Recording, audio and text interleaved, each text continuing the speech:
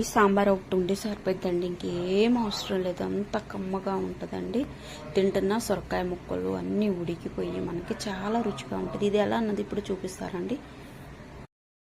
ఒక కుక్కర్ తీసుకొని కుక్కర్లోకి మనము ఇట్లాగా ఒక కప్పు కందిపప్పు తీసుకొని దాంట్లోకి పసుపు ఆయిల్ వేసి మూత పెట్టేసి 3 కూతలు వచ్చేంత వరకు ఉడకనివ్వాలి.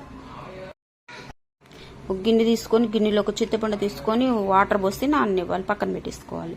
ఇప్పుడు కూరగాయ ముక్కలన్నీ ఇలాగా సొరకాయ, ములక్కాయ, బంగాళదుంప ఇలాగ ఈ కూరగాయ ముక్కలు సాంబార్ ముక్కలన్నీ మనం కట్ చేసుకొని ఈ విధంగా కళాయి పెట్టి కళాయిలో కొంచెం ఆయిల్ వేసి ఈ విధంగా వేసి మగ్గనివ్వాలి. మనం కొంచెం జస్ట్ ఒక సెకండ్ మగ్గనిచ్చామంటే ఇవి మగ్గిపోతాయి. ఈ మగ్గిపోయేలోపు వీటిలోకి మనము 1 స్పూను సాల్ట్ వేయాలి, 1 స్పూను పసుపు వేసుకోవాలి. పసుపు సాల్ట్ వేసిందాన్ని ఈ విధంగా మగ్గిపోయిన దాంట్లోకి మనం కారము 2 స్పూన్లు మన పైసీని బట్టి వేసుకోవాలి. అది కూడా 1 సెకండ్ మగ్గనివ్వాలి. మగ్గిపోయిన దాంట్లోకి ఇప్పుడు మనం చింతపండు గుజ్జు పోసేసుకోవాలి. చూడండి, అంతా ఈ విధంగా చింతపండు గుజ్జును పోసుకొని మనం వాటర్ అనేది చూసుకొని ఇప్పుడే మనం చెక్ చేసుకొని ఈ విధంగా కంప్లీట్గా చేసుకోవాలి. అందులోకి కుక్కర్ తీసి మనం ఉడకబెట్టిన పప్పును తీసామంటే మరిగిపోయే దాంట్లో నుంచి ఈ విధంగా పప్పు అంతా కలిపేసుకోవాలి.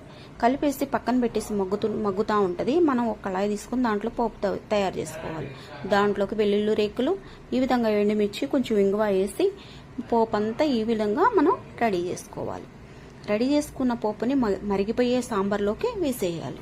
వేసేసి జస్ట్ 1 సెకండ్ మగ్గనిచ్చామంటే పైన కొత్తిమీర చల్లుకున్నామంటే అంతే, సాంబార్ మనకి రెడీ అయిపోయింది. సొరకాయ ముక్కలు, క్యారెట్ ముక్కలు చూడండి ఎంత బాగా ఉడికిపోయి ఎలా ఉందో, టేస్టీగా సూపర్ ఉంటుందండి.